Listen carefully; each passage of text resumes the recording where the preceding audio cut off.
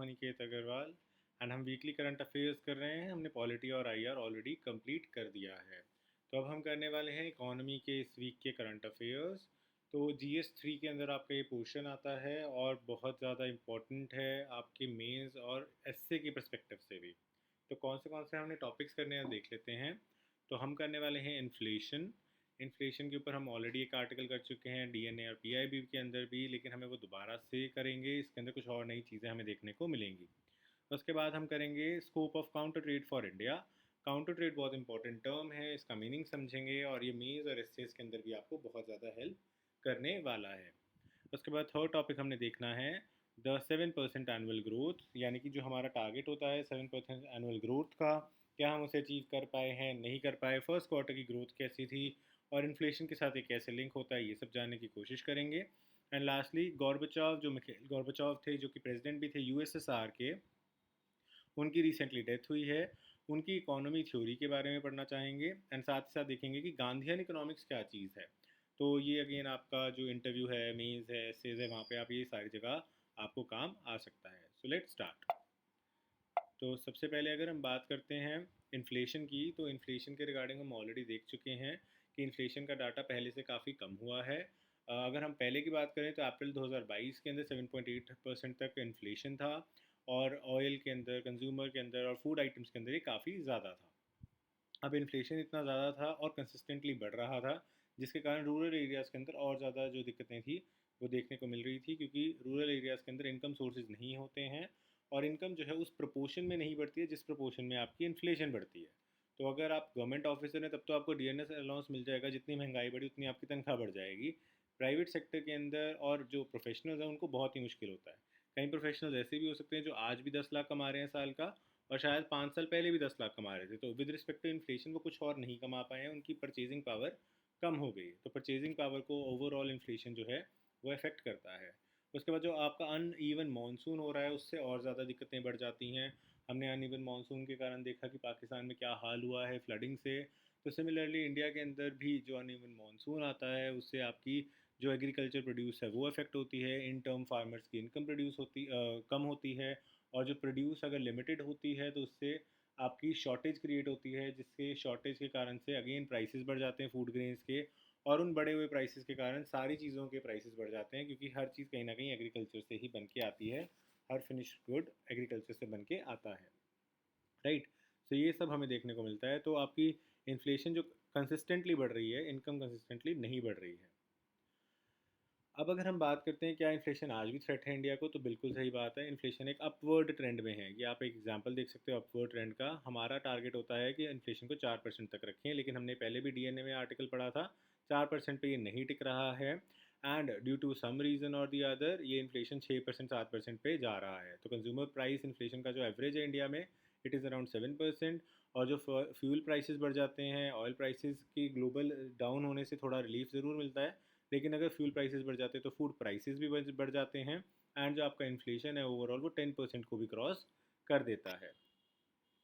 अब अगर हम बात करें सेंट्रल बैंक की, तो सेंट्रल बैंक इस सिचुएशन को कैसे ठीक कर सकता है। तो सेंट्रल बैंक के पास मेजरली मॉनेटरी पॉलिसी टूल्स होते हैं, जैसे हमने यूएसए के अंदर भी देखा था, वो है इंटरेस्ट रेट हाइक्स। तो इंटरेस्ट रेट हाइक करके आरबीआई या सेंट्रल बैंक जो है वो काफ़ी हद तक इन्फ्लेशन को कंट्रोल करने की कोशिश करता है। बट केवल उससे काम नहीं बनेगा, क्योंकि जो हमारी हिडन इकोनॉमी है, जो कैश पे, सेकेंड हैंड गुड्स पे रिलाई करती है, वो उससे ठीक नहीं होती है। तो उसके लिए हमें मल्टी प्रॉन्ग्ड अप्रोच की ज़रूरत होती है, जैसे कि इलेक्ट्रॉनिक व्हीकल्स को बूस्ट करना, जिससे कि आपकी जो नीड है on the conventional fuel based vehicles वो कम हो जाए। लेकिन as of now electric vehicle आपकी पहले ही 4-5 लाख महंगी आती है, तो बंदा सोचता है फिर मैं ये क्यों लूँ। तो आपको कहीं ना कहीं उसको सिमिलर प्राइस पे लाना पड़ेगा या फिर सस्ता देना पड़ेगा, ताकि लोग वो यूज़ करें और ऑयल पे डिपेंडेंसी कम हो। सिमिलरली अगर हम बात करें मल्टी प्रॉन्ग के अंदर, तो मॉनेटरी पॉलिसी रूल्स का और अच्छे से इस्तेमाल करना, जैसे कि आप इंटरेस्ट रेट इतना बढ़ा दो कि लोग अपना पैसा एफडीज़ में रखें। एफडीज़ में पैसा रखेंगे तो एक्सेस लिक्विडिटी मार्केट से चली जाएगी, जो हमने इकनॉमी के स्टैटिक पोर्शन में पढ़ा था। और जब लोगों के पास पैसा होगा ही नहीं लगाने के लिए, तो ऑटोमेटिकली डिमांड्स जो हैं लग्जरी प्रोडक्ट्स की और चीज़ों की कम होने लग जाएंगी, और इन्फ्लेशन की डिमांड कम होगी तो प्राइसेस भी कम होने सॉरी लग जाएंगे। नेक्स्ट हमारा आ जाता है काउंटर ट्रेड फॉर इंडिया। तो काउंटर ट्रेड बहुत इंपॉर्टेंट चीज़ है। It is just like a barter. तो बार्टर के अंदर हम क्या करते थे कि सेलर एक चीज़ बेचता है, बॉयर दूसरी चीज़ ले लेता है। मतलब गेहूं के बदले आपने सपोज करो शूज़ ले लिए। I am really sorry. तो इस तरह की चीज़ को हम बार्टर बोलते हैं या एक्सचेंज बोलते हैं। तो सेम चीज़ जब हम एक मॉडर्नाइज्ड फॉर्म में इंटरनेशनल लेवल पे करते हैं, इंपोर्ट और एक्सपोर्ट के साथ करते हैं in order to save our foreign exchange, तब हम उसको बार्टर की जगह क्या बोल देते हैं, काउंटर ट्रेड बोल देते हैं। इंडिया ने कई जगह किया है। फॉर एग्जांपल इराक के साथ हमने ऑयल फॉर फूड किया था कि इंडिया जो है ऑयल लेगा और फूड देगा। ठीक है। तो हम जैसे सपोज करो $100 का अगर ले रहे हैं ऑयल, तो हम $100 की फूड आइटम्स दे रहे हैं। अब हम राइस और वीट दोनों दे रहे हैं, तो $50 की एक आइटम दी, $50 की दूसरी आइटम दी। मतलब कि डॉलर्स में आपकी जो वैल्यूएशन है वो सेम रह रही है, लेकिन फिर भी हम डॉलर्स का इस्तेमाल नहीं कर रहे, तो इससे हमारा फॉरेन एक्सचेंज बच जाता है। तो इसीलिए ये GS3 का बहुत इंपॉर्टेंट टॉपिक है, जहाँ से आपको क्वेश्चन जो है वो आ सकता है। अब अगर हम बात करें काउंटर ट्रेड की, तो इसके कहीं और हम यूज़ कर सकते हैं, बिल्कुल यूज़ कर सकते हैं। जैसे कि हम मलेशिया के साथ यूज़ करते हैं रेल कंस्ट्रक्शन में। तो इंडिया $1000 लगाता है रेल कंस्ट्रक्शन पे मलेशिया के लिए, और बदले में मलेशिया से हमें पाम ऑयल तो खरीदना ही होता है, हम $1000 का पाम ऑयल खरीद लेते हैं। तो this is also an example where counter trade can be use in international trade. आपका बदले में फॉरेन एक्सचेंज बच गया। एक और फॉर्म आती है काउंटर ट्रेड की, जो कि बाय बैक की तरह काम करती है। तो रशिया से या USSR से, फॉर्मर आप कह सकते हो, हमने लूम्स लिए। लूम्स आपको पता है दो तरह के होते हैं जिसके अंदर कपड़ा बनता है, इलेक्ट्रिक लूम्स और हैंड लूम्स। तो लूम्स लिए, लूम्स के अंदर रशिया ने हमें क्या कहा कि 75% टेक्सटाइल जो है हम वही आपसे खरीद लेंगे, राइट। तो जब इस तरह की डील होती है तो it can also be termed as क्या, काउंटर ट्रेड। तो ये भी एक काउंटर ट्रेड का फॉर्म है। तो अगर हम ओवरऑल बात करें तो काउंटर ट्रेड कितने तरह के हो सकते हैं, तो mainly counter trade is barter. पर काउंटर ट्रेड काउंटर परचेज वाला हो सकता है, जैसे USSR के साथ अभी हमने बात की।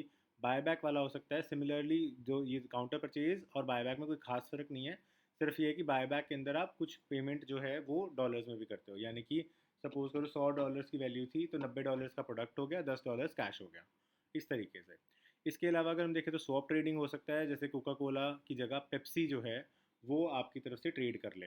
या फिर ऑफसेट हो सकता है, यानी कि आपने $100 की कोई आइटम ली, $50 की आइटम ली और $50 कैश ले लिया।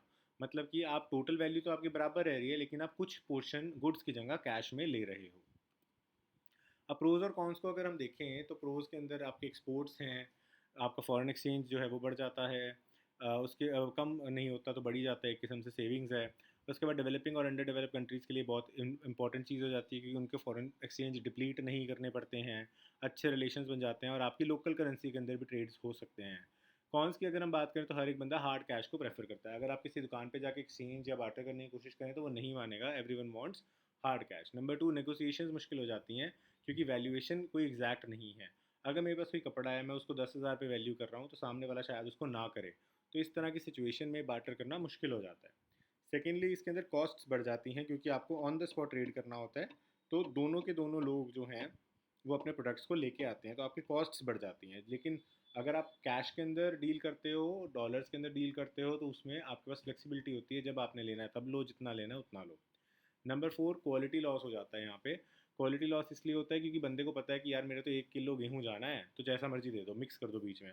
लेकिन वहाँ पे जहाँ पे हार्ड कैश मिलना है, वहाँ पे बंदे को होता है अगर मुझे 1 लाख मैंने गेहूँ नहीं दिया तो मेरा कैश रुक जाएगा। तो वो कैश को ना रुके इसलिए वो हायर क्वालिटी इस्तेमाल करेगा चीज़ों की, हायर क्वालिटी प्रोडक्ट्स इस्तेमाल करेगा। एंड इवन जो आपकी बाकी चीज़ें होती हैं वो सारी भी हायर क्वालिटी, पैकेजिंग एक्सेट्रा, वो सारी चीज़ें भी हायर क्वालिटी ही करेगा। तो प्रोज और कॉन्स दोनों ही इस कंसेप्ट के हमें देखने को मिलते हैं।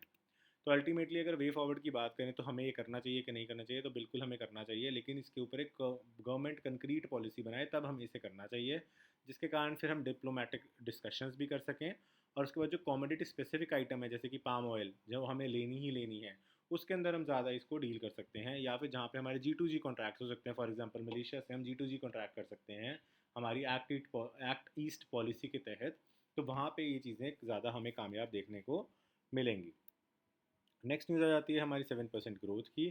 तो अगर हम बात करते हैं इस बार की GDP डेटा की, तो हमारा जो फर्स्ट क्वार्टर है उसमें हमारी 13.5% की ग्रोथ रही है, जबकि हमारी प्रोजेक्टेड ग्रोथ जो थी वो 16.5% के आसपास थी। तो उस हिसाब से देखा जाए तो हमारी ग्रोथ जो है वो नीचे आई है प्रोजेक्टेड ग्रोथ से। तो हो सकता है कि ओवरऑल भी अगर हम एवरेज लगाएंगे पूरे साल की, तो हम 6 या 6.7% तक ही सीमित हो जाएं। 7% हम ना अचीव कर पाएँ जो हमारा टारगेट है, और जो हमारी महत्वाकांक्षा टारगेट है 10% का या फिर डबल डिजिट ग्रोथ का, वो शायद हमारा बिल्कुल ही ना आए। अगर हम प्री कोविड लेवल्स की भी बात करते हैं, तो प्री कोविड लेवल्स के मुकाबले हम सिर्फ 3.8% ही ऊपर हैं, जो बहुत ज़्यादा हाइक हमें देखने को नहीं मिलता है। तो अगर हमारे आने वाले क्वार्टर स्पेशली थर्ड और फोर्थ क्वार्टर्स के ऊपर ज़्यादा हमारी ग्रोथ नहीं हो पाती है तो हम 7% को छू नहीं पाएंगे। एंड इन्फ्लेशन हमारा ऑलरेडी 7% से ऊपर चल रहा है, इन्फ्लेशन भी हम 4% पे नहीं ला पा रहे हैं।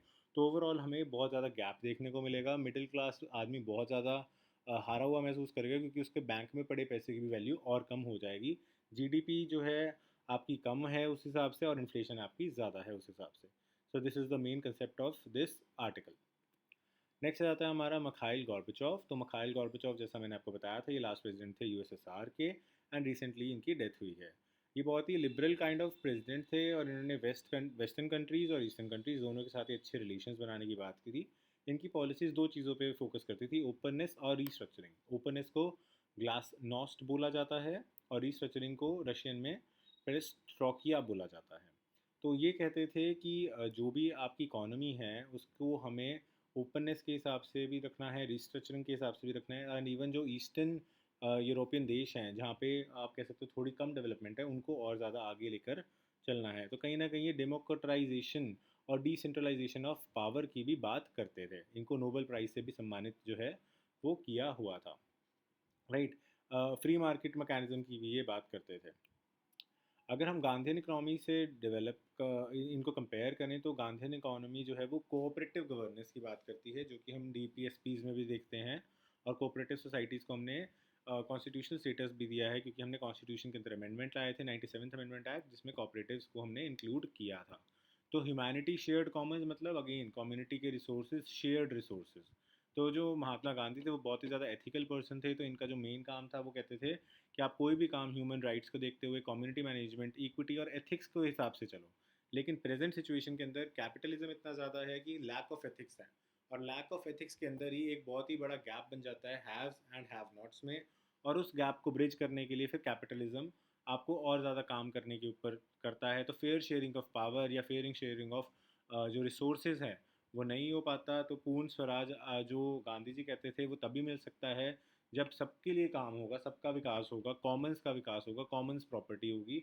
यानी कि जैसे अगर एक खेत है एक गांव में, तो सभी लोग उसको अपनी अपनी कैपेसिटी के अनुसार जो है सो कर रहे हैं, उसके अंदर सीड्स को हार्वेस्ट कर रहे हैं, और उसके बाद सभी बराबर उन रिसोर्सेज को बांट रहे हैं। बट ये बहुत ही ज़्यादा एक यूटोपियन और आइडियलिस्टिक सिचुएशन है जो प्रेजेंट सिचुएशन में नहीं आप कह सकते अप्लाई हो सकती, especially when there is a capitalism in any part of the world. जब सारा वर्ल्ड कनेक्टेड है आपस में और कैपिटलिज्म एग्जिस्ट करता है तो ग्रोथ अपॉर्चुनिटीज़ जो है हर एक सिचुएशन में चाहिए होती है, तो ये नहीं हो सकती।